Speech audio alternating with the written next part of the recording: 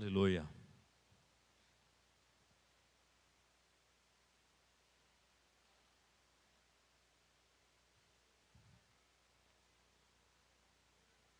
Pastora Dina está de pé. É uma convocação para todos, irmãos e irmãs que querem se batizar agora em setembro, se tornar membro efetivo da igreja, deve subir com ela na escadaria da fé, na classe de novos, tá? Depois todo mundo desce para a ceia. Para quem não fez a primeira lição, então, está aí para se tornar membro da melhor igreja na cidade de Feira, a Igreja de Jesus. Amém, querido? Depois de um mês tão abençoado, né? Mês de julho foi uma ducha de encontros, celebrações, palavra do Senhor e muitas revelações pessoais.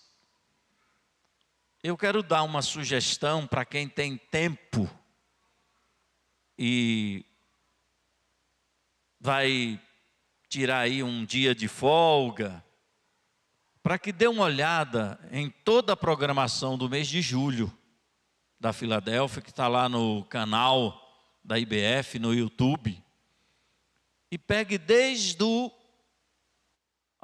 Clésio, né? É Clésio ou Clécio? Clésio. Desde o pastor Clésio até ontem, no musical, né? Que a partir de hoje, no bom sentido de igreja local, nós estamos virando a página. Nós vamos entrar agora no momento que cabe a você responder aquilo que Deus falou ao seu coração. Isso é muito importante. O Senhor não nos cobra absolutamente nada sem que antes Ele não tenha nos dado. Isso está desde o Gênesis até o Apocalipse. Então ninguém aqui vai ter a mesma unção, por exemplo, de Abraão, de Moisés, de Davi, nem de Paulo, mas você tem uma unção especial que Deus lhe designou. Você recebeu da parte do Pai. Então nós vamos entrar, já entramos no mês de agosto, para quem pensa que ainda está em julho, tá? O boleto de agosto vai chegar amanhã. Está repreendido, né, irmão? E por que comprou? Tinha que repreender antes de comprar. O desejo veio, você vai dizer, está repreendido, eu não vou gastar esse dinheiro. Não vou dar R$800 nesse tênis, se ali numa outra região da cidade encontra um de 120. A fé é de acordo com a medida, não é? Então, para quem ainda está no mês de julho, ainda não trocou as vestes do mês de julho, já estamos em agosto. Mas não vamos perder o norte, o eixo norteador do ano de 2023. É o ano de Josué. O ano de Josué. E tem um tema: consolidando a nossa conquista. Consolidando significa que você já tem algo agora você precisa consolidar aquilo que você recebeu. E em um dos encontros aqui no domingo pela manhã, nós decidimos, como assembleia da EBD, entre os adultos, falarmos no mês de agosto sobre dons espirituais. Por que isso? A gente nem imaginava o que iríamos receber durante o mês de julho. Diga, meu querido. Um carro Onix está aberto. É branco. A placa que está aqui, irmão. 00. Está aberto. Os vidros estão abertos, né? Então, quem tem um Onix branco, final da placa 00, está aberto. Amém. Nós nem imaginávamos o que iríamos receber em julho. Não tínhamos ideia. E diante de dúvidas simples, né? Não, nada absurda, nós resolvemos então trabalhar o mês de agosto todo, consolidando os dons espirituais, na EBD. Então, se eu fosse você, eu não perderia. Provavelmente terminaremos essa série de estudos fazendo de novo um inventário de dons.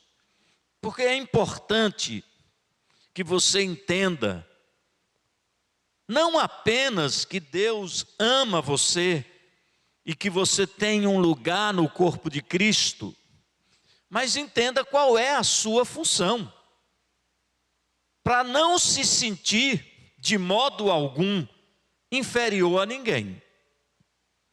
Não coloque na sua cabeça, porque você não canta, não prega, não ora na frente, não ensina na EBD, não é líder de um ministério, que você é inferior a quem faz alguma coisa.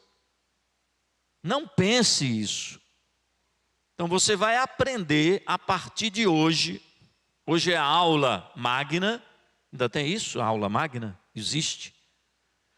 Né? Aquela aula inicial, abertura oficial desta série de estudos sobre dons espirituais. E nada melhor do que a ceia. Eu imaginei, diante do evento de ontem, essa igreja super, hiper, ultra, máxima lotada. Falei para a Suzana, chegue cedo que você não vai achar lugar. Ela correu rápido, chegou, está aí um banco, né? Mas vai chegar esse tempo, amém, irmão? Vai chegar um tempo que você vai chegar 40 minutos antes de abrir o templo, porque senão você não acha lugar. Você crê nisso mesmo? Por que o pastor está dizendo isso? Porque o Senhor vai derramar sobre a nação, sobre a terra, uma fome e uma sede, não de pão e nem de água, mas da palavra. Tá certo? Esses movimentos aí, que trabalham muito essa questão, né, do nosso ego, da nossa, tantas outras coisas, não darão sustentação à angústia da alma do ser humano. Está lá no Evangelho de Mateus, os homens andarão como se destino não estivesse, ou não tivesse. Outros dirão aos montes, caiam sobre nós. Tamanha será. Já está acontecendo. Não estou sendo pessimista, nenhum profeta das más notícias, mas já existe um sentimento de tanta impotência nos seres humanos, as nações estão perdidas, os líderes se reúnem e não sabem o que fazer com o gemido da natureza. A natureza está gemendo e eles agora estão preocupados. Não leram a lição de casa, nem fizeram o dever de casa. Então, nós pensamos nisso antes do dia, do grande dia que a Bíblia chama de terrível dia do Senhor. Deus vai derramar uma fome e uma sede incontrolável. Amém? Pode não parecer. No século XIX, século XX, os pensadores da época diziam que esse negócio de Deus, de religião, não falavam o nome igreja, mas Deus, religião e algo assim, com o aprofundamento da ciência, isso iria desaparecer. E eles estão enganados. Eles foram enganados. Cada dia mais, Deus está presente no coração das pessoas. Falando. Alguém mandou para mim um cardzinho, né, de movimentos religiosos não evangélicos, já clamando, já sinalizando para Deus. E eu vou dizer uma coisa para vocês, está na Bíblia. Deus não só ouve evangélicos, Deus ouve a alma sedenta. Pode crer nisso, irmão? Então, não se surpreenda quando você for visitar uma pessoa e essa pessoa falar aquilo que Deus tem ministrado ao coração dele ou dela, e você perguntar assim: menino, você é de que igreja? De nenhuma. Claro, porque não tem ainda noção, entendimento do que é corpo de Cristo. Aí é que entra agora o mês de agosto, para você se preparar para a grande colheita que virá. Amém, irmão? Sei que vocês estão meio incrédulos, parece um amém ainda. O pastor está brincando. Não estou brincando, não. O avivamento já começou em Tucano. Se prepare, que quando chegar aqui, Deus está contando com você. Amém. Eu queria ler 3 textos com vocês. São textos diferenciados, em contextos diferenciados, mas que falam do mesmo princípio. E eu quero que você me acompanhe. O primeiro texto que eu quero ler com vocês se encontra no livro do Êxodo.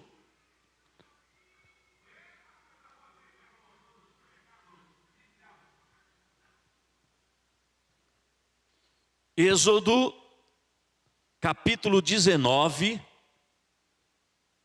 versículos 6, na verdade 5 e 6. Êxodo 19, quer apagar a luz? Pode, depois você acende, para a gente ler os textos é bom. Êxodo 19, versículos 5 e 6. Só para você se situar no texto, antes do capítulo 19, um homem chamado Jetro, sogro de Moisés, dá uma aula, uma pós-graduação, viu, Márcia?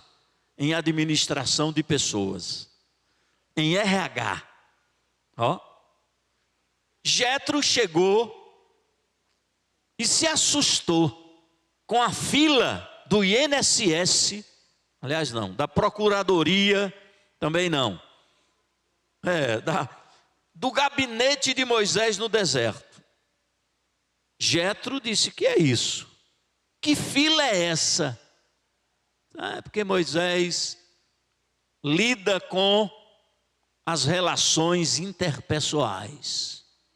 briga de família, mulher que derramou a água, marido que ficou na tenda lá dos encontros dos amigos, chegou tarde. E aí Jetro falou: olha,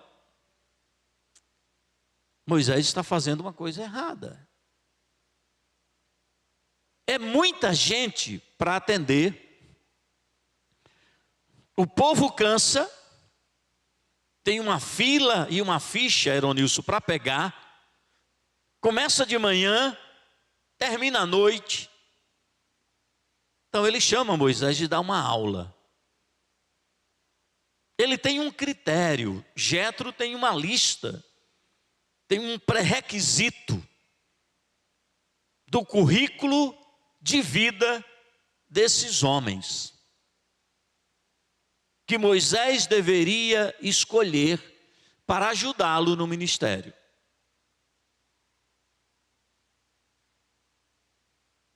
E no capítulo 19 agora, o Senhor faz uma afirmação, e depois dessa afirmação,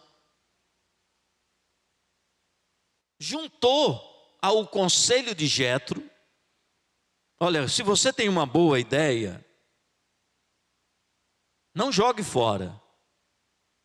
Ore a Deus para que a sua ideia seja associada à unção que Deus tem para a sua vida. Foi isso que Deus fez.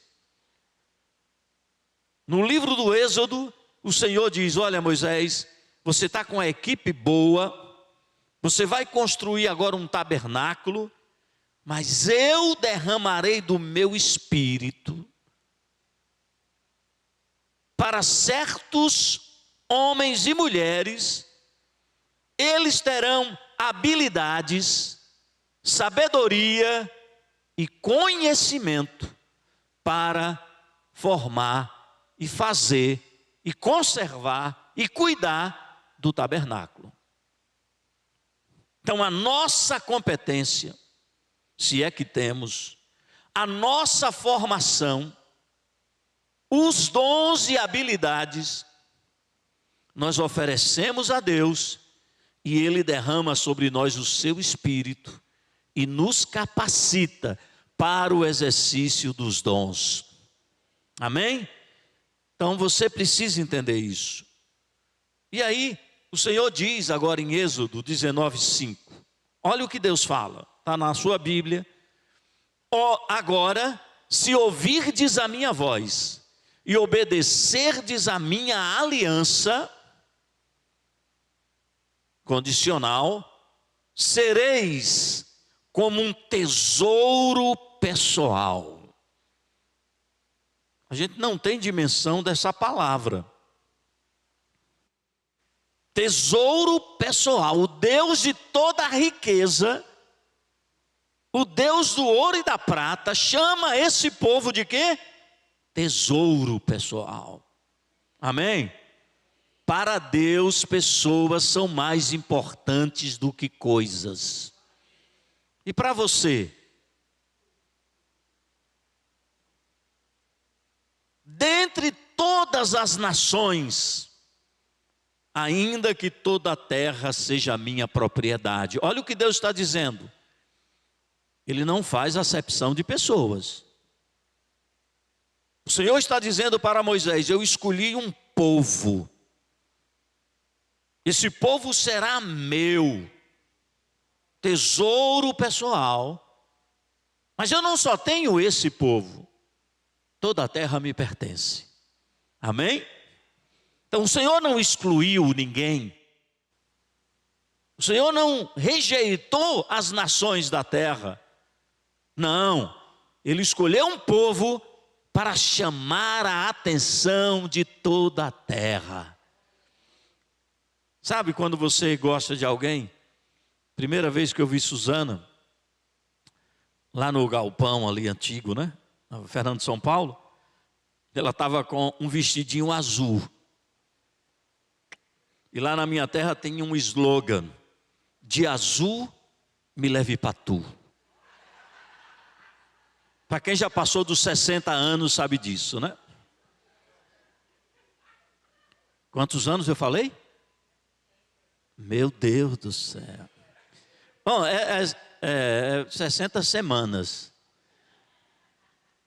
Mas ela vestia quase todo domingo aquele vestido azul. Era uma situação complicada. Outro dia eu cheguei e digo, é azul? Aí Edilto falou, não, rapaz, isso ali é verde cana. Bom, mas aí a gente quer impressionar. Como eu não tinha, né, não tinha nada assim de impressionar além da beleza, ou além, né, que roupa eu vou usar? Então a gente saía do Jardim Cruzeiro andando não era tão sol quente, porque a gente nem liga quando é jovem se o sol está quente e está frio. A gente vinha andando, chegava suado. E agora como é que eu impressiono? Logo a filha do pastor. Bom, depois eu dou uma dica para vocês. Por que eu quero dizer isso?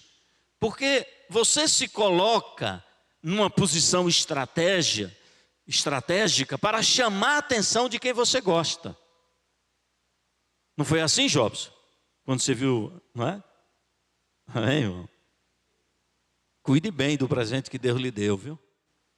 Todo mês deve levar a esposa para jantar fora. Receba essa palavra, irmão. Aproveite quando não tem filho, porque depois o menino não deixa. E a conta aumenta. Bom, voltando ao que interessa, não é que isso não seja interessante, é interessante. Então Deus disse, eu vou chamar um povo especial, para que esse povo viva de tal maneira que as nações da terra desejem me conhecer. Amém? Então Deus não despreza ninguém. Diga a pessoa que está ao seu lado assim, Deus lhe incluiu no projeto. Diga de novo para ele crer, Deus lhe incluiu no projeto. Que projeto, pastor? Vai saber daqui a pouco. Então veja só. Aí olha o que Deus diz para Moisés, para que Moisés diga ao povo. Vós sereis para mim um reino de sacerdotes. Vós sereis para mim uma nação santa. Estas são as palavras que dirás aos filhos de Israel. Irmãos, olha, perceba, nenhuma revelação da parte de Deus vem antes de uma organização. O que é que nos cabe na nossa missão no mundo? Organização. Antes da multiplicação dos pães, Jesus disse, organize o povo. E veio então uma revelação. Jetro disse para Moisés, organize o povo. Aí Deus disse, esse povo organizado é meu tesouro e será um reino de sacerdotes. Perceba isso. E aí, nós vamos para o segundo. Bom, e aí vocês sabem que a partir daquele momento o Senhor estabeleceu a tribo de Levi. Estabeleceu uma tribo para ministrar ao Senhor e funcionar, como nós cantamos aqui, dia e noites, suba a ti a nossa adoração, dia e noite. Precisava de um povo, ou de uma tribo, para alimentar constantemente o relacionamento com Deus. Agora, tudo isso, a tribo, a nação, reino de sacerdotes, apontava, nós sabemos disso, Paulo fala isso, apontava para o reino do Messias, apontava para Jesus.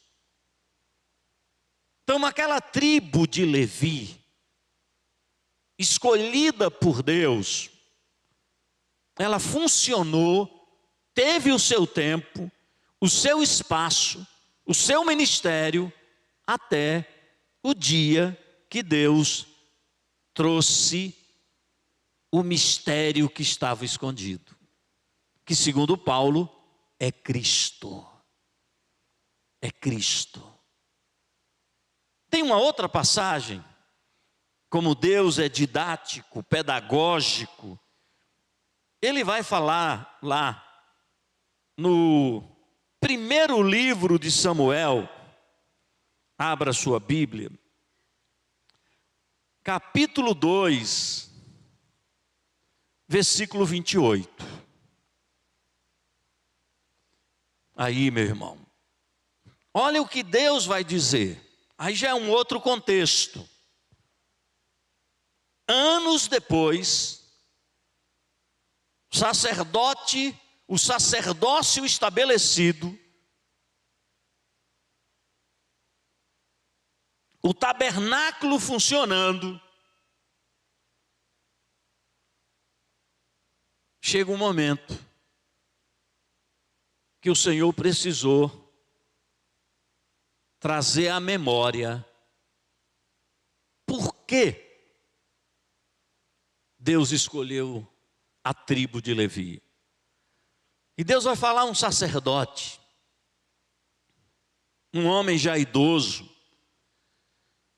E aqui eu quero dizer uma coisa para vocês, irmãos. Ministério, dons, funcionamento no corpo, não se passa por genética. Filhinho de peixe não é peixe no mundo dos humanos. O que aconteceu? Os filhos de Eli, mesmo na linhagem, mas não tinham visão, caráter e a obediência.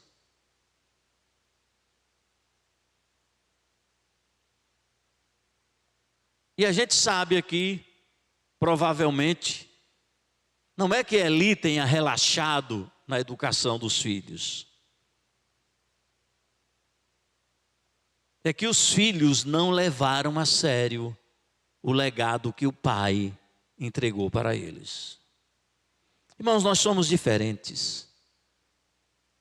Nós somos completamente diferentes. Eu estou pensando seriamente em fazer uma pesquisa na área da psicologia sobre a diferença de uma pessoa que nasce no parto normal e uma pessoa que faz e que vem ao mundo pela cesárea.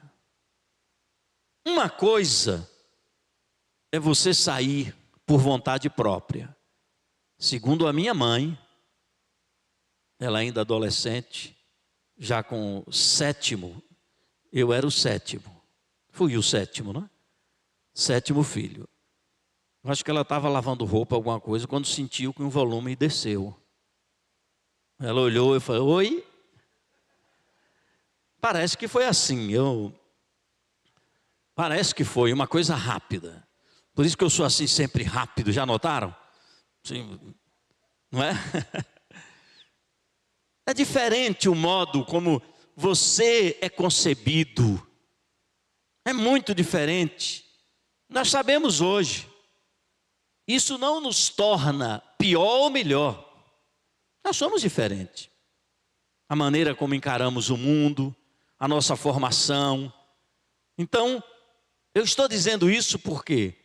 Porque não funciona no mundo dos humanos a forma como Deus trabalha no mundo espiritual. Não é assim. Desde Abel. Qual era o diferencial de Abel, de Caim? Filhos dos mesmos pais, morando no mesmo jardim, sentavam na mesma praça, com o mesmo banco, as mesmas flores.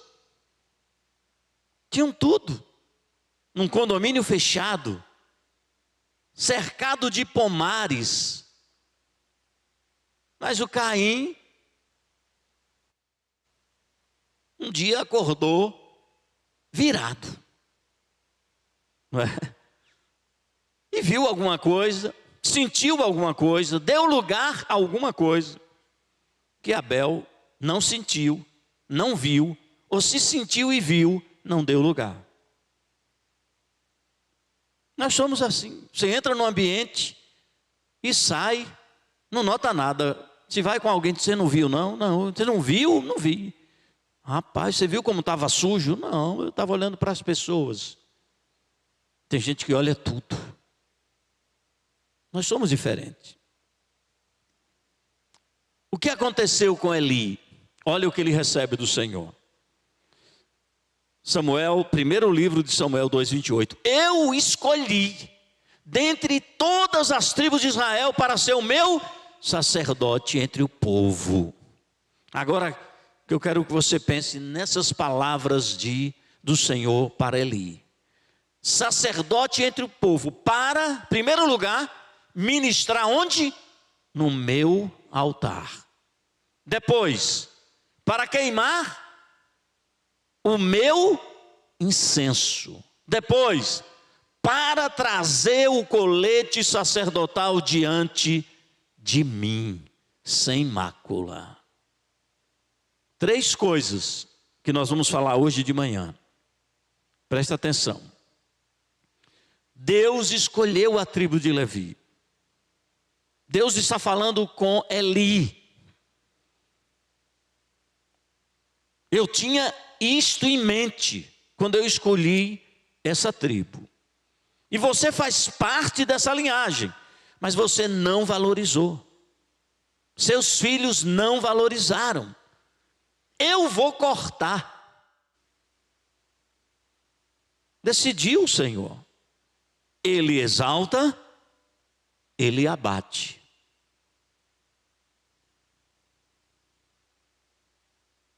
Se você não leva a sério o que Deus colocou nas suas mãos, não estou falando da habilidade humana que você tem, da capacidade potencial humano que você tem, mas daquilo que Ele depositou em você da parte dEle, Ele vai tirar. Como Ele tirou de Sansão, como Ele tirou de Saul, e deixa você só na sua força e na sua capacidade. Você pode até se dar bem, mas não vai fazer aquilo que Ele colocou para você realizar. Qual é a função, Eli? Por que eu chamei você? Primeiro, volte lá o 28 no início.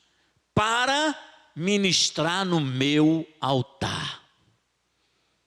O Senhor escolheu uma tribo para não ir para a guerra, para não trabalhar na colheita, para não se importar com o mercado de trabalho, com preocupações do dia a dia, só para cultivar um relacionamento diante de Deus, diante do povo, como um sacerdócio. E tinha muita coisa para fazer. Você fica impressionado quando você vai ler agora do capítulo 20 em diante, até Deuteronômio, como essa tribo tinha trabalho.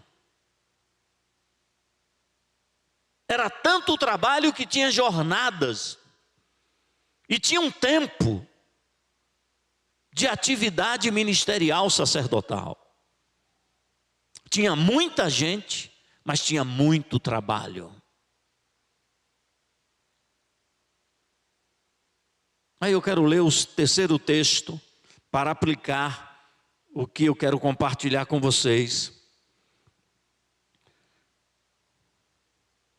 Primeira carta de Pedro, Você vai abrir a sua Bíblia, primeira carta de Pedro, capítulo 2. Quero que você leia versículo 5, 6, 7, 8 e 9. Está aí projetando. Primeira carta de Pedro. Agora o Novo Testamento.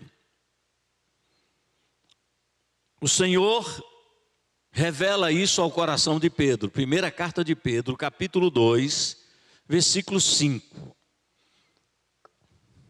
Olha o que Pedro vai escrever para a igreja, para o povo de Deus. Vós também, como pedras vivas, sois edificado como casa espiritual, com o propósito de serdes sacerdócio santo, oferecendo sacrifícios espirituais aceitáveis a Deus, agora, por meio de Jesus Cristo.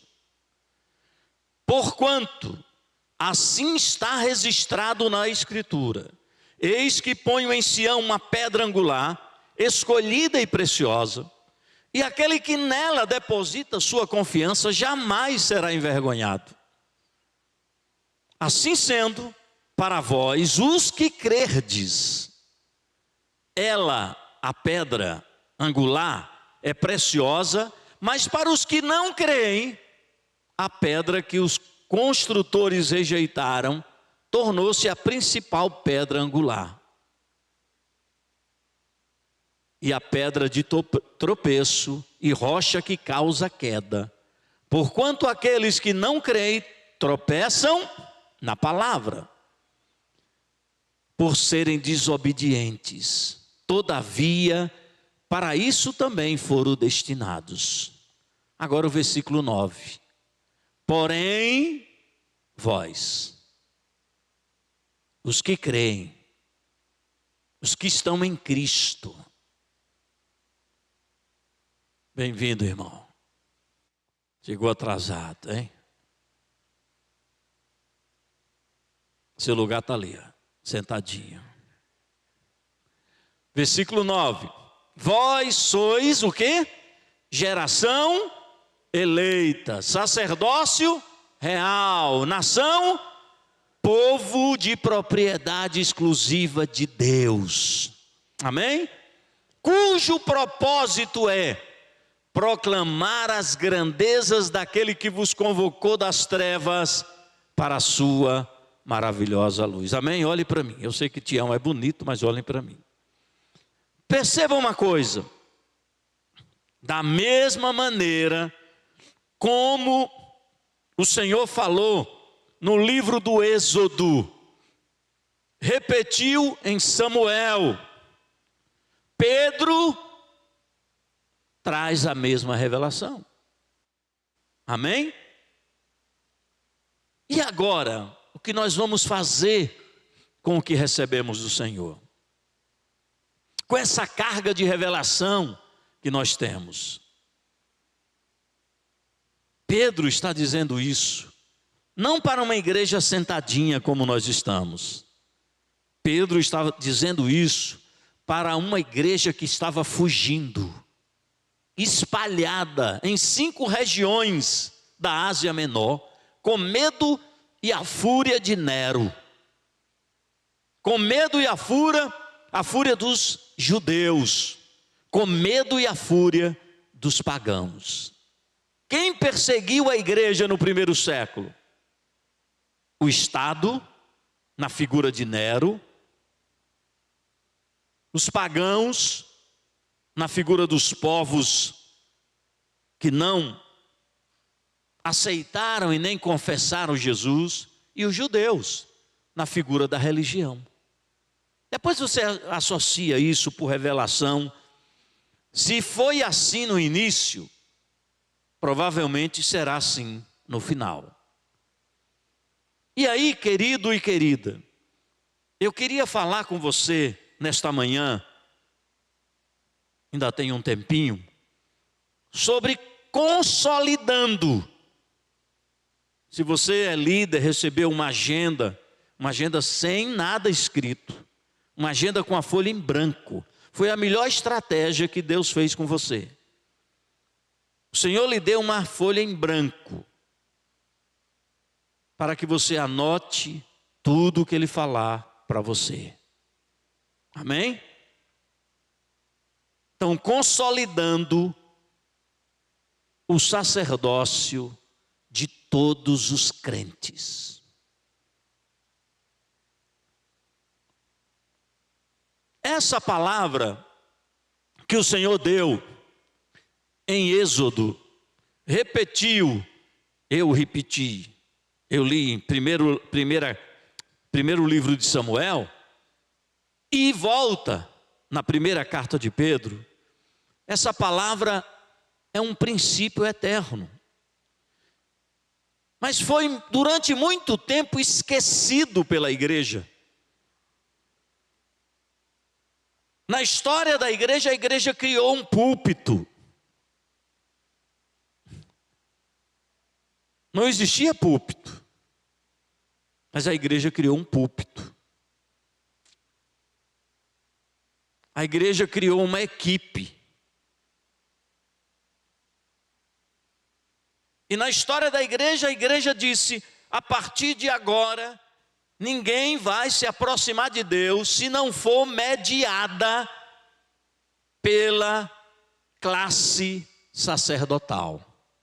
Coisa que o Senhor já tinha abolido em Cristo. E como desde o início é muito mais fácil delegar pessoas, a igreja na história aceitou, se acomodou com isso.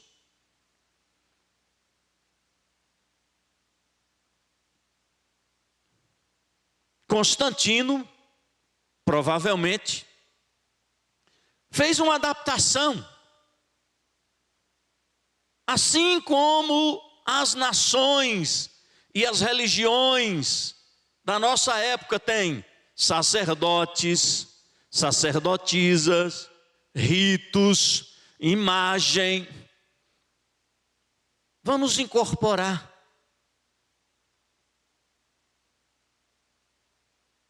E a igreja oficial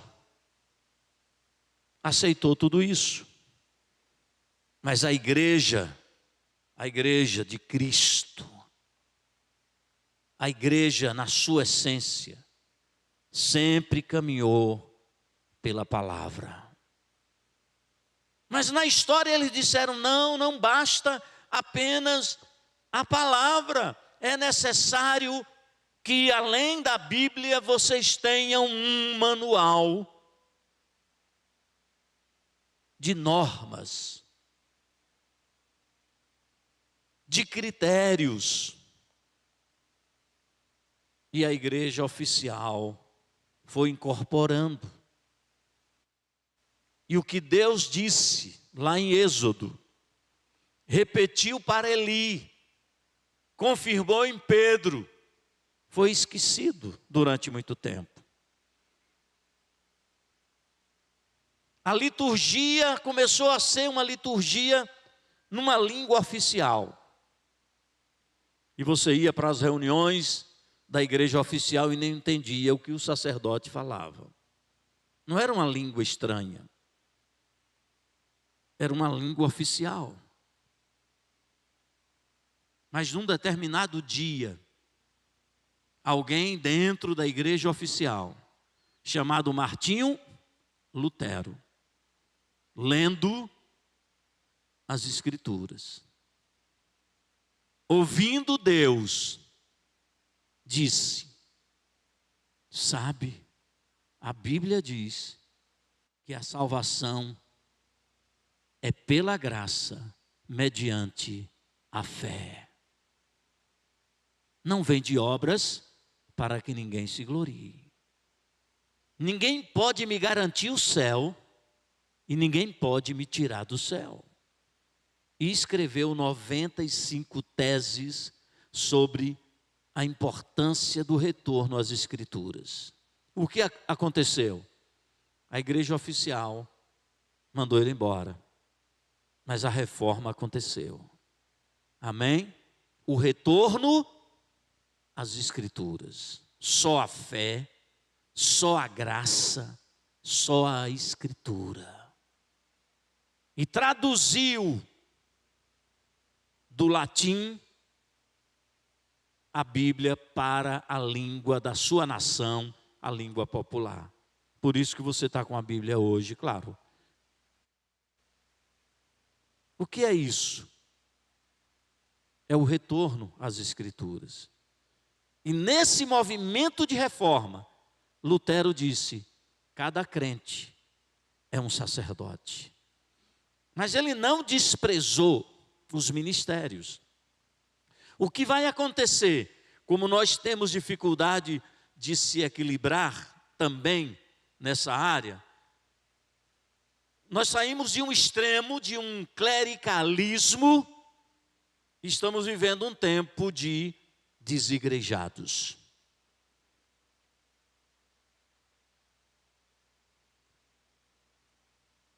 O Senhor não está dizendo aqui, preste bem atenção agora, nem em Êxodo, nem em Samuel, nem em Pedro, que você é um sacerdote autônomo. Você não é sacerdote de si mesmo. O contexto do sacerdócio de todos os santos, de todos os crentes, está ligado ao corpo de Cristo. Amém? Reino de sacerdotes. Um povo sacerdotal. É o povo que é sacerdotal. É o corpo de Cristo que é a igreja. E não você sendo sacerdote de si mesmo. Mas você, sacerdote no corpo. Paulo vai dizer em 1 Coríntios 12 a 14, que nós somos membros uns dos outros. Nós somos membros do corpo de Cristo, mas somos membros uns dos outros. Isso quer dizer, se o irmão precisar lavar o pé, você pode lavar o pé do irmão, porque você é membro uns dos outros. Nós servimos uns aos outros. Então, o exercício do sacerdócio de todos os santos tem a ver com o seu ingresso, a sua participação, a sua comunhão na igreja. Ninguém se autodenomina sacerdote. Ninguém se considera pastor ou pastora. Ninguém se unge a si mesmo. Está num contexto de igreja local. Eu acho que vocês entenderam a leitura da abertura desse culto. Efésios 4, de 11 a 16. Ministérios na igreja não são apenas para aparecer. Tem ministérios que nem aparecem. Ministério na igreja são ferramentas de Deus, homens e mulheres de Deus, para edificação do corpo, para o preparo do corpo para o serviço. Aí você vai perceber, lá em Êxodo, depois dessa palavra que eu li, do capítulo 19, a partir do 20 até o final do Êxodo, como Deus vai colocando cada coisa no seu lugar. E ele ainda diz, olha, eu vou precisar dessa equipe de sacerdote, mas o povo vai trazer tudo. Tem gente que trouxe até lã vermelha. Para que isso? Para o tabernáculo. Todo mundo foi trazendo o que tinha. E chegou um tempo que Moisés disse: não precisa. Os oficiais, selecionados por Deus, capacitados pelo Espírito, disseram que o que nós temos é suficiente. Todo mundo cooperou. Então nós temos uma igreja hoje, o corpo de Cristo. Talvez você pense: a minha função é sair domingo de manhã, ou domingo à noite, ou numa quarta-feira, sentar a celebrar o Senhor, ou no sábado, sentar a celebrar o Senhor e ir para casa. Não, irmão. Essa reunião aqui, ela só tem sentido se você entende e discerne o corpo de Cristo. É isso que Paulo diz, na mesa do Senhor, na ceia. Quem come, bebe, sem discernir o quê? O corpo, come e bebe sua condenação. Tem que discernir o corpo de Cristo. Tem que entender o meu papel no corpo. O importante nessa manhã é o nosso encontro. É uma pena, por causa da pandemia, ainda assim a gente entende isso, que muitos irmãos nossos não vêm ao culto. E graças a Deus que o culto vai até ele ou até ela. Mas o importante é esse encontro aqui. Porque assim como você come, bebe, dorme, isso faz bem para o seu corpo físico. A oração, a leitura da Bíblia e a comunhão faz muito bem para a sua alma. Irmãos, ter um lugar para ir já é um grande evento na vida de muitas pessoas. A gente sente muito por conta da pandemia e depois por conta de falta de entendimento que muitas famílias prenderam os seus irmãos e irmãs e não deixaram vir para uma celebração. Isso faz bem para a nossa alma. Você passa uma semana, mesmo que não tenha sido uma semana atribulada, mas você passa uma semana cheia de tantas coisas. Num momento como esse aqui, você vem para adorar o Senhor. Se você consegue, mas tem muita gente que não consegue, vem para o culto, deixou o problema em casa e vem junto. Sabe, você percebe aquele irmão que chega carregado, você já viu isso aí? Chega todo carregado, pesado, não orou a semana toda. Aí chega, esse momento é terapêutico. Amém, irmão? Me lembro que um dia a Suzana falou para mim que tinha uma colega dela que pagava uma taxa para ir toda semana em Salvador para rir. Dá risada, uma terapia do riso. Eu digo: Suzana, avise para ela que ela só precisa me dar R$50, eu faço ela rir o dia todo.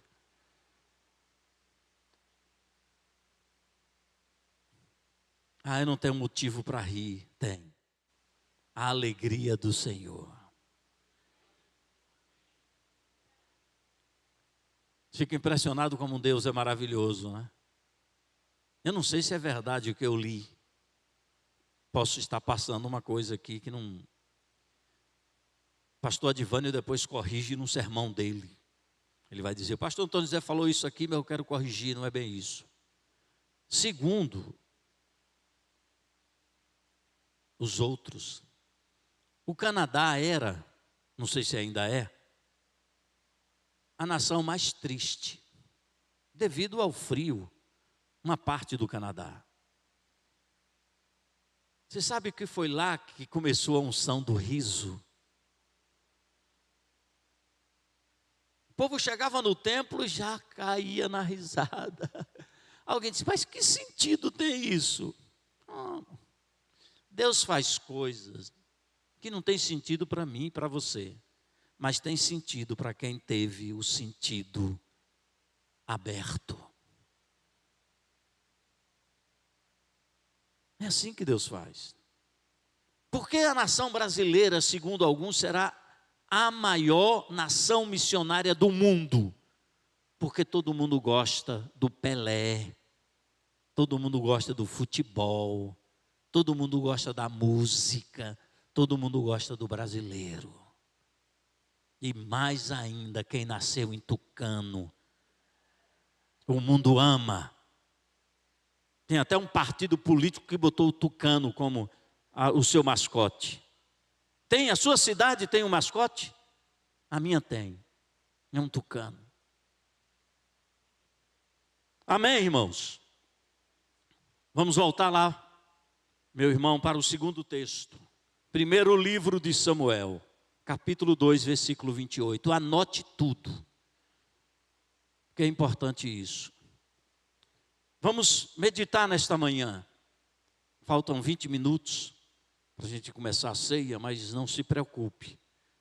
Eu estou sentindo falta, irmãos, essa igreja sempre foi uma igreja calorosa, de festa. Me lembro que a irmã Isa, na União Feminina, a irmã Edeilda, viu? Isa e Edeilda, Ida, Angélica, Ferrari, as mulheres trabalhavam, não era, Neuza?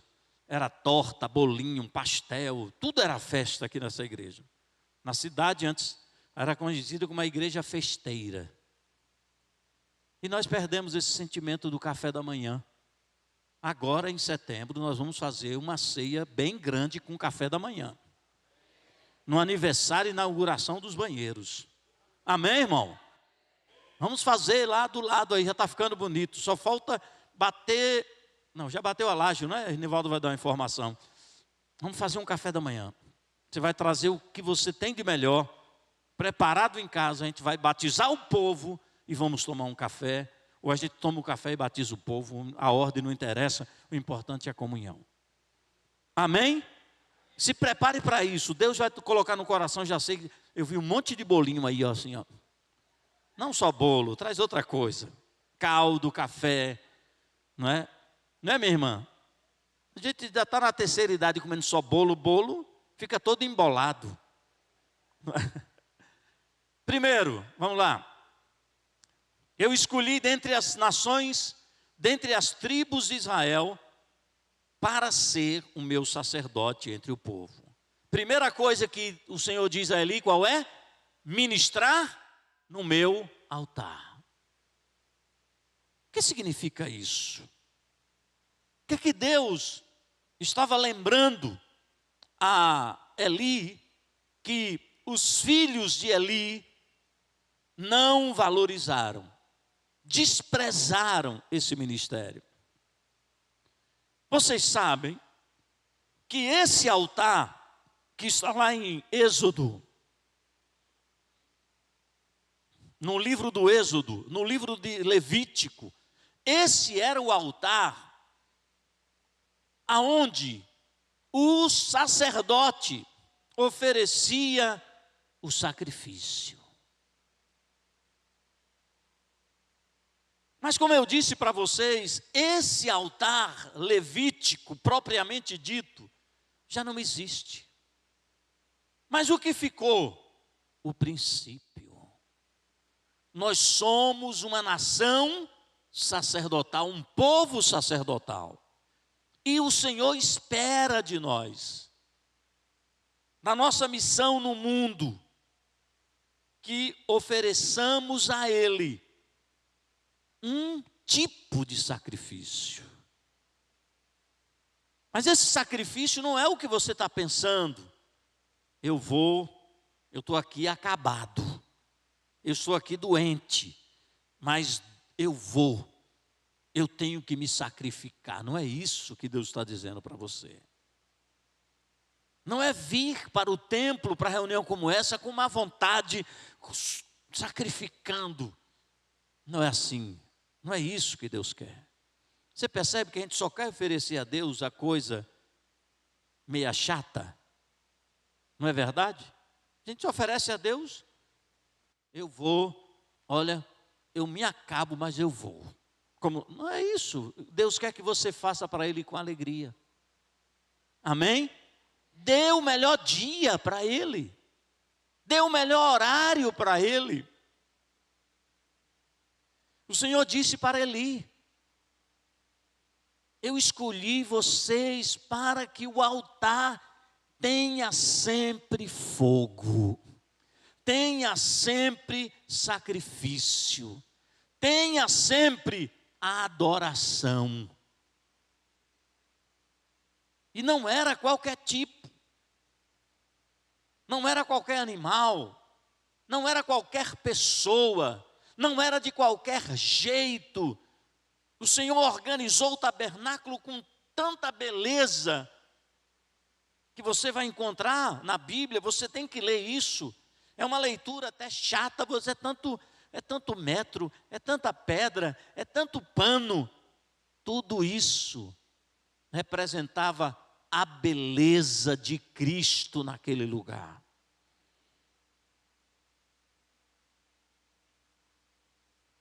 Para ministrar no altar. Quero dizer uma coisa para você.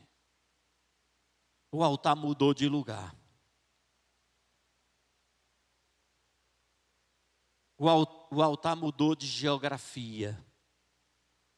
Não existe mais um lugar.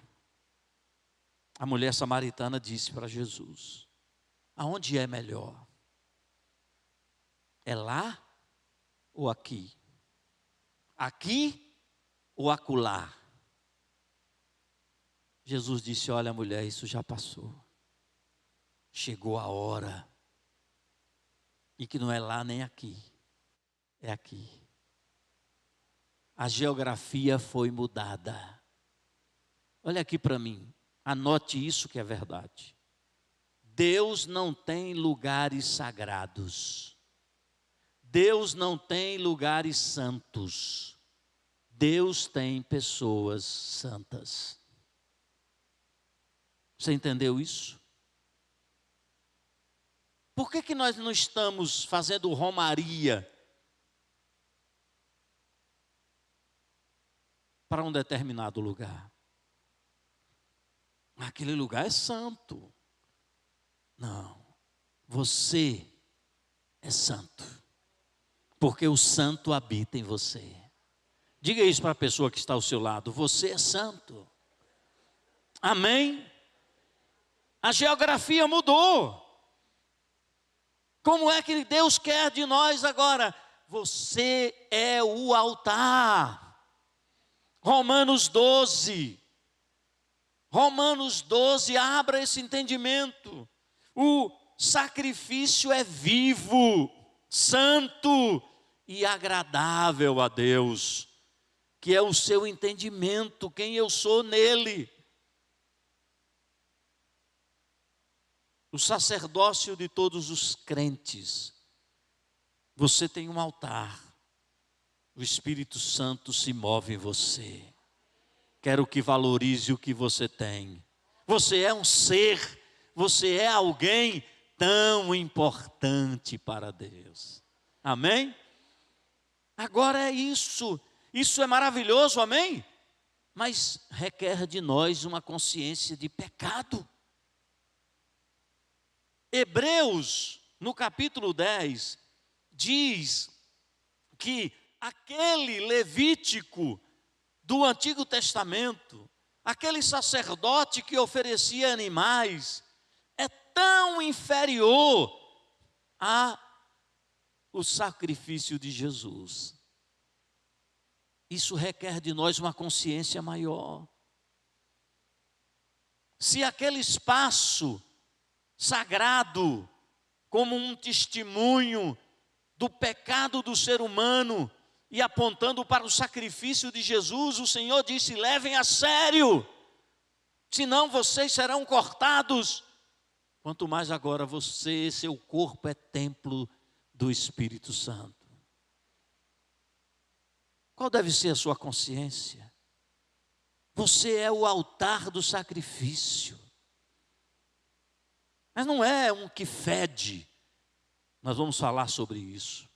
Não é um sacrifício mal cheiroso, porque Deus não aceita isso.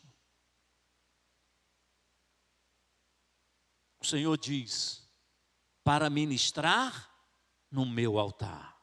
não é qualquer pessoa, era da linhagem de Levi. Não é qualquer pessoa, é quem já entregou sua vida a Jesus. Não é qualquer pessoa, é aquele que nasceu de novo. Você precisa, todos os dias, ter esta consciência. Eu sou um sacrifício vivo, santo e agradável a Deus. Amém, irmãos? Ah, eu não posso fazer isso. Quem deve orar, as irmãs da intercessão. Quem deve orar são os que cantam, são os que pregam. Não. Os que pregam e os que cantam, os que oram, são iguais a você. Tem gente que ora mais do que quem canta, do que quem prega, do que quem faz as coisas. Porque é Deus que vê o coração da pessoa. Amém? Nós vamos ao aparente. Como é que está o seu altar? Como é que você tem ministrado a Deus? O que você tem oferecido a Ele? O pior momento, esses dias eu fiquei pensando, fui visitar o bispo, e ele vai fazer 90 anos. E quando a gente vê como o tempo passa rápido, lembrei também da minha mãe, quando ela fez 100 anos, disse, essa mulher de 100 anos já foi uma criança. Já pensou nisso?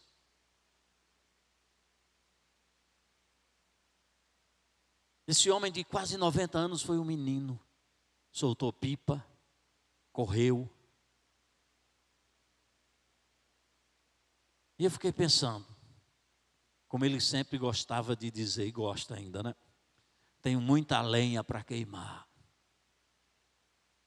É bom saber que ele queimou, toda a lenha está queimando ainda no altar do Senhor. Como você tem queimado sua lenha?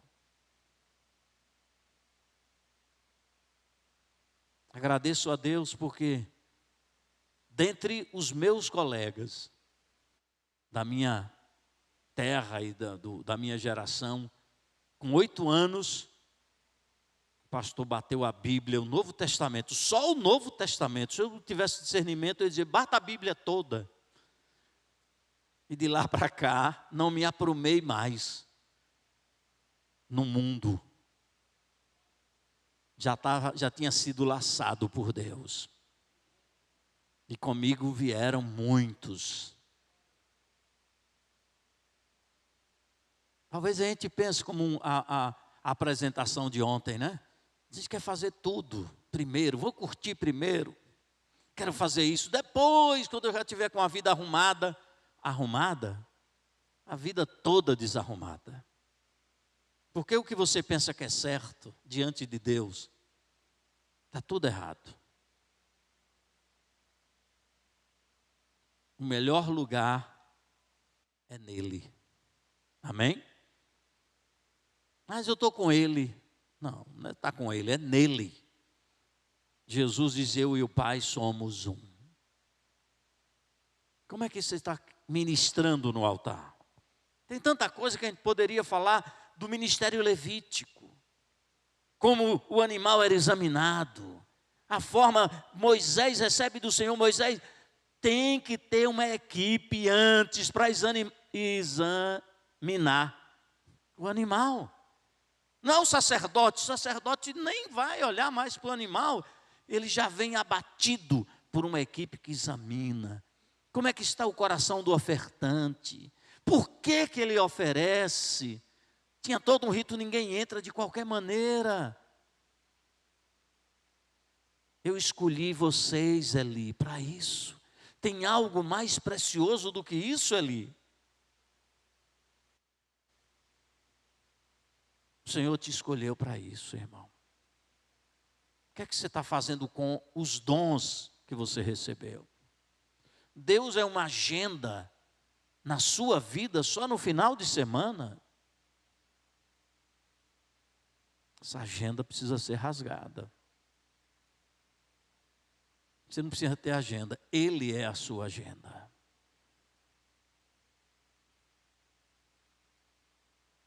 O ministério sacerdotal de todos os santos, todos os crentes, você precisa ministrar ao Senhor no lugar que você chega. Não me sai mais da memória a ideia de Davi. Davi quase abre uma empresa de fast food, de vender quentinhas. Ele foi levar quentinha para os irmãos. Chegou lá, viu um gigante. Aí os irmãos ficaram chateados. Você é metido, Davi. É assim mesmo, você é metido. Falou, não vou deixar esse grandão aí xingar nosso povo, não. Eu já matei leão, já matei urso. Um gigante desse aí, derrubo na pedra.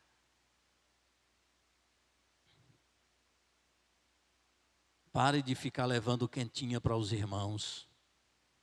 Derrube os gigantes que estão na sua frente. Em nome do Senhor dos Exércitos. Amém, irmão? Não queira ter sucesso na vida. Queira Deus na sua vida. Percebe que isso está no coração do homem. Em Gênesis 11, o povo vai levantar uma torre e o sentimento do povo é: nós faremos o nosso nome famoso, grande. Não foi isso, Mateus? Nós queremos fazer o nosso nome bem no alto lá. Projeto bonito. Não era coisa boba, não. Deus olhou e disse: isso é só o começo. O Senhor confia no seu potencial. Amém, irmão?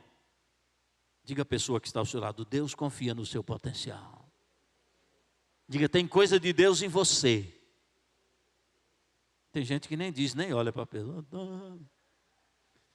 Já é difícil crer. E ser profeta é mais difícil ainda, né? Por isso que Deus chama a pessoa jovem. Porque o jovem nem pensa no resultado, ele vai lá e faz. Depois Deus conserta. Quando está na direção de Deus, né? Bom,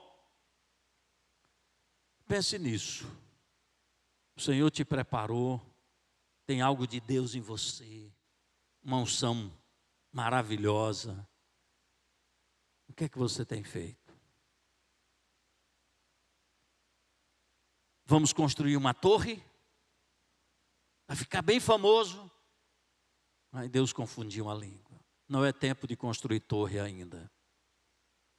Aí Deus chama Abraão, um homem sozinho, já idoso.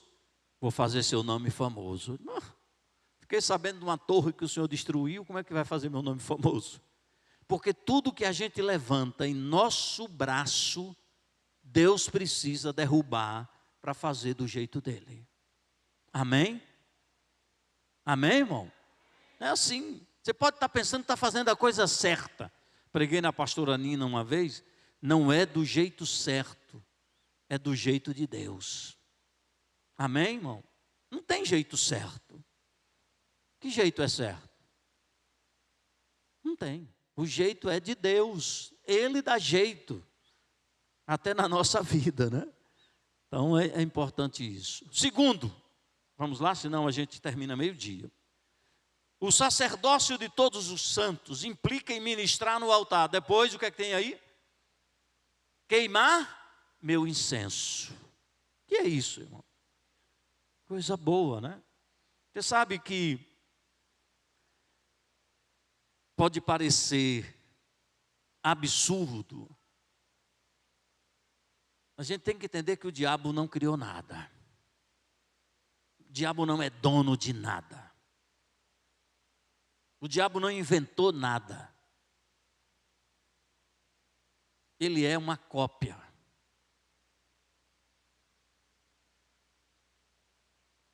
Deus criou os melhores perfumes. Está na Bíblia. Você sabe, imagine aqui, olhe para mim. Você oferece Elton, um sacerdote de 1,92 m, oferecendo um sacrifício lá no altar.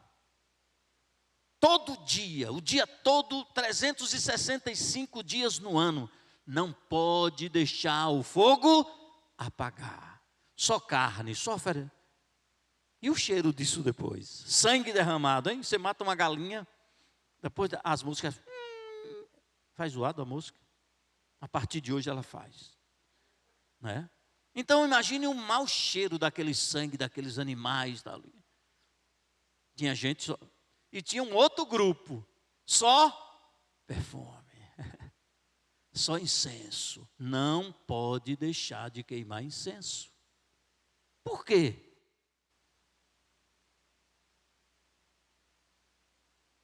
Para não atrair nada de ruim. Alguns anos atrás descobriram que o incenso do altar do tabernáculo cheirava tanto que até em 3 quilômetros de distância sentia o aroma do incenso. Outro dia a gente foi jantar com uma pessoa, né, Suzana? Alguém chegou com um perfume. A pessoa todo mundo, rapaz, que perfume é esse? Ela disse, é francês. Francês, ó. Eu acreditei, porque é crente e não mente, né? Um cheirou todo o ambiente, comendo com aquele perfume. Né? Bom, isso é outro sermão. Ela deve estar ouvindo, né? É cheiroso o perfume. Pode continuar usando. O marido gostou, todo mundo, né? Quem sou eu para falar de perfume? Cada um tem seu cheiro. Dá-se que o diga, porque botou o nome no rapaz de cheiro. Lembrei de um caso interessante, eu não vou falar. Bom, irmãos, o que é de Deus você anota, o que é do Antônio você ignora. Olha o que Deus faz. Deus criou uma equipe sacerdotal só para queimar incenso, aromático. O ambiente precisava ser perfumado para que a glória descesse. Você acha que Deus gosta de mau cheiro? Não. O Senhor sabia onde há sacrifício, onde há derramamento de sangue, o cheiro não é agradável. Como Deus é sábio. Aí Paulo vai dizer lá, 1 Coríntios, nós somos o bom perfume de Cristo. Amém, irmão? Amém? Que perfume você é? Da Natura, do Boticário, francês? Não interessa. Interessa se seu aroma é de Cristo. Quando você chega, irmão, muda o ambiente. Você traz um ar puro. É assim a vida do crente, irmão. Você está queimando o quê? Não é à toa que tem uma expressão aí muito popular, né, Eronilson? Olha, fulano queimou Jailton, não foi? Queimou o quê? Falou mal. É isso que você está fazendo. Queimando o nome do outro. Oferecendo a Deus uma linguagem, como Paulo diz, não saia da vossa boca nenhuma palavra torpe. O que é que sai de dentro de você? O salmista disse que as palavras do meu coração, que a minha linguagem sejam sempre agradáveis a ti, ó Senhor. O meditar do meu coração e as palavras da minha boca sejam agradáveis a ti. Isso é queimar incenso. E o mais interessante é que eles queimavam incenso de manhã, antes do sacrifício. E à noite, depois do sacrifício, o tempo todo havia um aroma suave. Aquele ambiente não era um ambiente ruim de estar, insuportável. Deus, irmãos, além de Deus, de ser o que Ele é tudo o que você nem imagina. Amém? Isso é fé. O que é a fé? É a certeza das coisas? Você enxerga o que? Aí você passa na casa de uma pessoa, ou pela rua, vê aquela casa, você não tem casa, né? Irmão Dorivan já tem casa? Não tem ainda não? Já tem casa? É mesmo. Faça sua autopropaganda. Mas deixando o Dorivan de lado. Ó, você passa na frente de uma casa, aí você não tem casa. Ou tem uma casa, como o Dorivan. Aí você diz, Senhor, eu não estou vendo, mas aquela casa é o que eu quero. Já acabou a fé. Você matou a fé aí. Porque a fé não é aquilo que você vê. Se você já viu a casa, o que é fé? Mas você tem que dizer assim, Senhor, eu não sei qual é a casa, mas que ela vem. Deus vai fazer existir uma casa onde não existe. Isso é fé, irmão. Amém? Você vê o carro, você vê a casa, você vê... Aí, você quer aquilo? Não, aquilo não é fé. Vai trabalhar como o outro. A fé é, eu não sei que casa é, mas é top. Está sendo construída no céu. A melhor casa é a que Deus vai lhe dar. Amém, irmão? Amém, Dorivan? Mas acredite, irmão. Está faltando alguém nessa casa, né?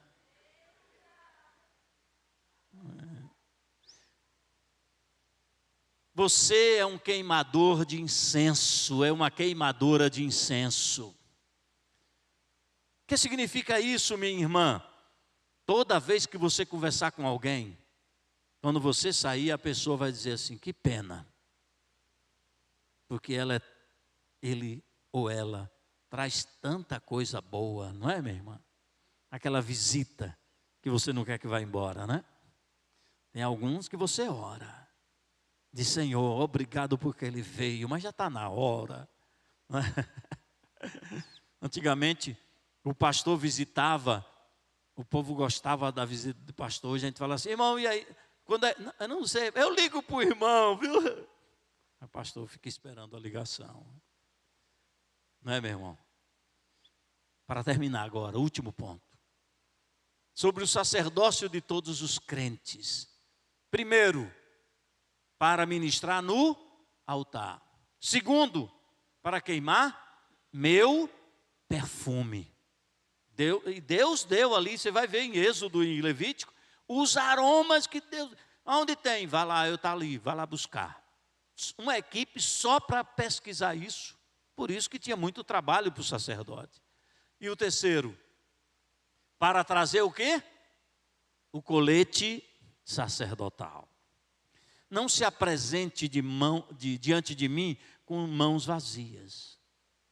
Não é de qualquer jeito, irmão. Não é de qualquer jeito. De qualquer jeito é quando somos criança. Não é de qualquer jeito. O Senhor estabeleceu um lugar, estabeleceu um aroma e estabeleceu uma roupa. Agora, põe na sua mente, tudo isso apontava para quem? Para Jesus. Tudo isso para Jesus. O que era a estola sacerdotal, o colete sacerdotal, o colete, a roupa, era aquilo que identificava. Mas Deus não conhece Nivaldo, precisa de roupa. Deus conhece Nivaldo, conhece o coração dele. Mas a honra de Deus está na roupa do lado de fora. Como assim? Você ora no secreto e o Pai te honra publicamente. Você entendeu a lógica do Senhor? O lugar que você ocupa, vimos isso com a pastora aqui, a esposa de Tony. que honra não é o seu mérito, honra é o lugar que você ocupa. Por onde você andar, a sua roupa sacerdotal vai identificar o que está no seu coração. Porque a boca fala do que o coração está cheio. Vestes brancas. Apocalipse, quem são estes? Deus te vê por dentro. As pessoas te enxergam por fora. Não é por causa de Deus. Não. É por causa do lugar que você ocupa. Você sabe, antigamente, lá em Tucano, na primeira igreja batista, tinha um lugar, um armador. Eu acho que o nome é armador, de colocar chapéu. Antigamente, bem antigamente, 1900 e minha mãe adolescente. Na igreja, no templo, entrava, os homens vinham de chapéu e colocavam o chapéu. E tinha um irmão, nosso parente, a tucanista está lá, quando eu falo de Tucano ela ri, não sei de alegria ou, né? Mas tinha um parente nosso, ele era menor, tio Zé Romão, baixinho. E a briga para botar, porque botavam o armador baixo, por causa dele, e a gente, criança, derramava. Eu derrubei muito chapéu. Menino, não é fácil. A saída da EBD era perto da armadura. A gente, vinde meninos, vinde. E eu só andando, passava no chapéu. Hoje Deus está me vendo o que é derrubar chapéu de crente. A gente tem que botar na cabeça de todo mundo. Por que isso? Porque o chapéu identificava a pessoa, a dignidade. Irmãos, o Senhor te fez digno. Honre as vestes sacerdotais que você tem. Amém, irmão? Não estou falando de roupa, estou falando de lugar que você tem no Senhor.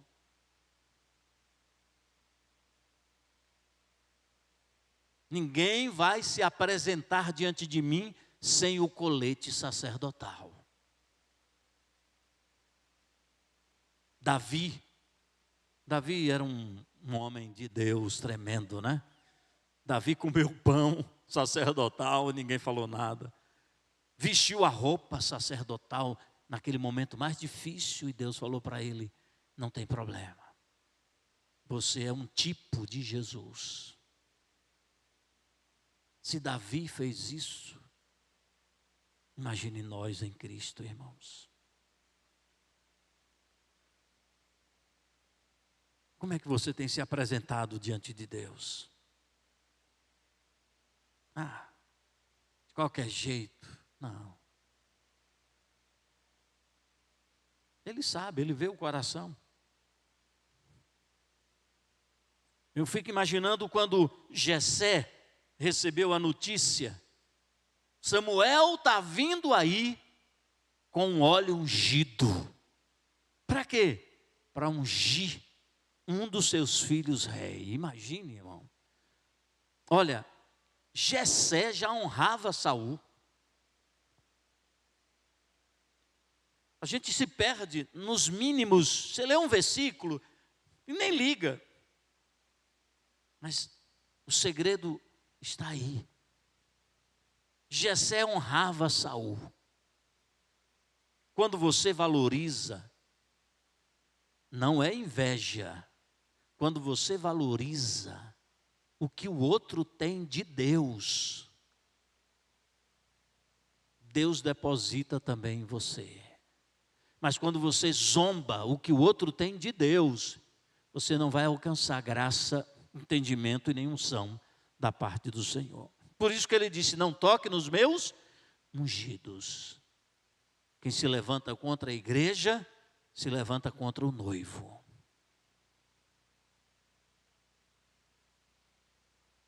Jessé honrava Saul. Imagine a notícia: Samuel está vindo para ungir um dos seus filhos sacerdote. Você acha que ele não mandou todo mundo vestir roupa nova? Hein? Claro que mandou. Todo mundo. A tal ponto que o próprio Samuel se encantou com a aparência. Quando ele viu um primeiro, todo arrumado, um terno, um blazer, passe na frente. Aí Samuel disse: é esse, só o andar dele já é um andar real, né? Já viu Mateus, um que anda por aí nos TikTok da vida? Eu vi que você está no TikTok também. Só o andar da pessoa. Aí Samuel já ia derramar. Não, calma, Samuel. Tem outro? Tem, vai passando, não é esse. Acabaram-se os vasos, os homens. Aí Jessé disse: e agora? Samuel disse: bom, Deus mandou ungir, mas não é nenhum deles. Tem um. Eu até esqueci desse aí, mas eu acho que ele não serve não, porque vai chamar ele lá, não deu tempo nem se arrumar, tomar banho, deve ter vindo todo mal cheiroso. Deus tirou Davi das malhadas, do curral. Nós chegou assim, o que é mesmo que é? O que é que está acontecendo? Davi sonso. Deus já tinha dito para ele: tu serás rei, menino. Tu é baiano, meu rei, não é? E ele lá só matando urso, leão. Disse um dia, disse: meu pai nem sabe, mas tudo bem. Aí chegou lá, disse: é esse o menino. Mas ele não está com roupa.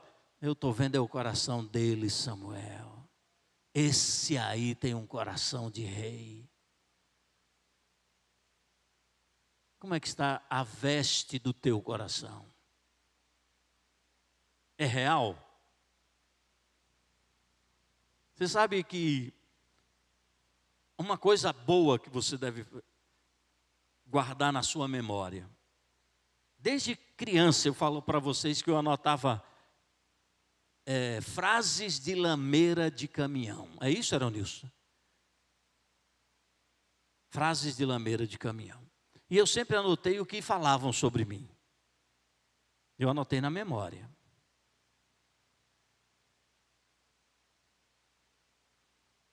Esses dias eu fiquei sabendo que existe uma diferença enorme de lembrança e memória. Querem saber a diferença de lembrança e memória? Há tempo, meu filho, é 11 e pouco ainda. Quando a unção vem, a gente perde o horário.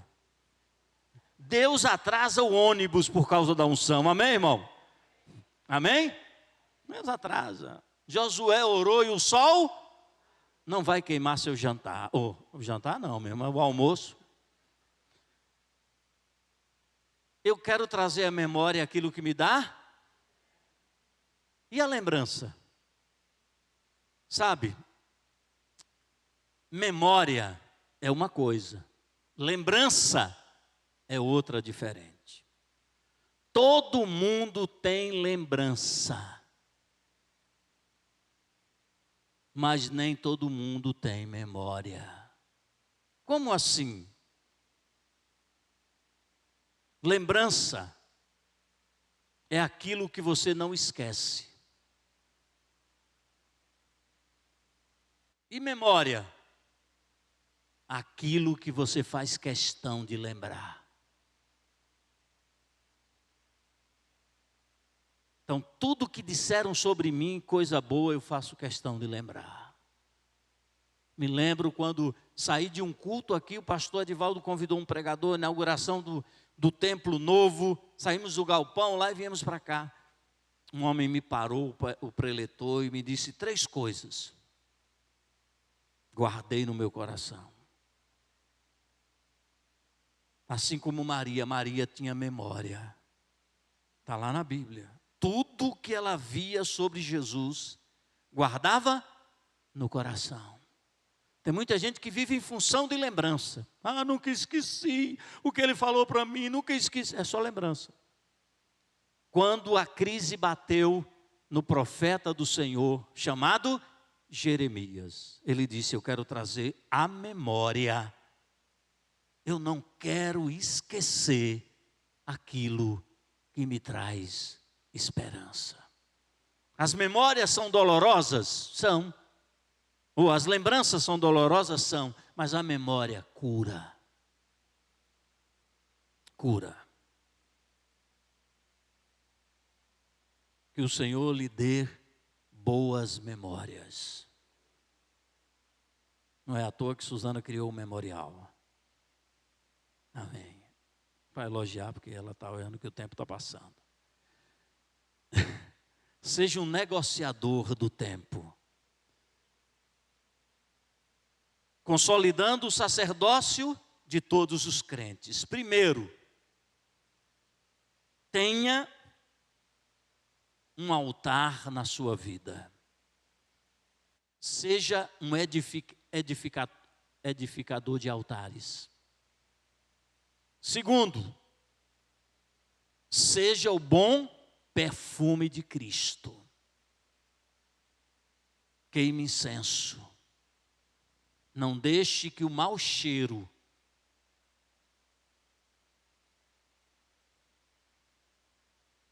ofenda a presença de Deus. E em terceiro lugar, também importante, não se apresente sem a estola sacerdotal. Aí Paulo diz: nós temos uma armadura. Fique em pé, quero encerrar orando com você. Paulo vai dizer que agora nós temos uma armadura. Eu mandei para a equipe, para o zap da mídia, né? Mas eu acho que vocês não viram. Mas tudo bem, não precisa passar agora. Era a vestimenta sacerdotal. Aí Paulo vai dizer o seguinte, olha aqui para mim. Deus nos deu uma vestimenta. Algo que nos protege da cabeça aos pés. O que é que você tem nos pés? O evangelho da paz. O que é que você tem na cabeça? O capacete da salvação. O que é que você tem como escudo? A fé. Como cinturão? A verdade. Como couraça? A justiça. Você é um sacerdote. Você é uma mulher e um homem de Deus. Amém? Faça seu ofício. Faça o seu ofício. Pastor, e agora? Então agora em agosto nós vamos aprender sobre os dons espirituais. Aonde eu vou funcionar? O que é que eu sou? Eu sou mão? Para que serve a mão? Eu sou um dedo? Para que serve o dedo? Eu sou um pé? Eu sou um braço? Não sei. Coisa bonita da ponte, estratégica, né? Ninguém lembrava da cruz, né? Aí a ponte. É assim. O Senhor lhe entrega uma coisa pequena aos seus olhos. E Ele vai fazendo com que essa coisa pequena, você foi fiel, Ele vai te colocando no muito. Paulo, antes de ser apóstolo, foi rejeitado pela igreja local. Passou 14 anos escondido. Depois um homem que tem memória, Barnabé, disse: tem um homem diferenciado, vou buscar ele.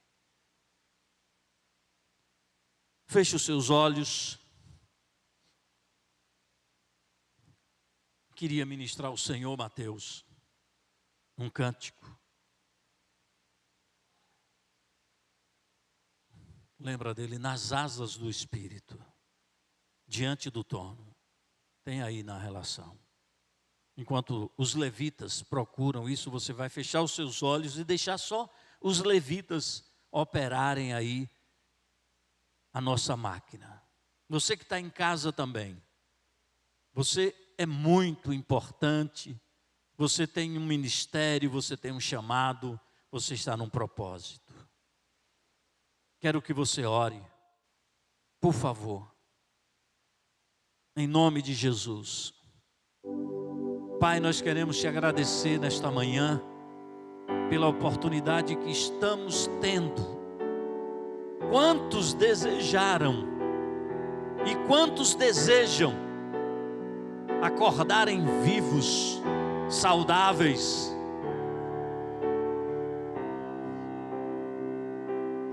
para, como o salmista, dizerem: alegrei-me quando me disseram. Nós vamos tabernacular com o Senhor, vamos estar na presença dEle. Obrigado pelo privilégio que temos de estarmos aqui, nesse lugar separado, para aprendermos sobre a nossa função e o nosso lugar em Cristo. Abençoe o teu povo, abre os olhos do entendimento, em nome de Jesus. Diga amém, dê um aplauso a Jesus.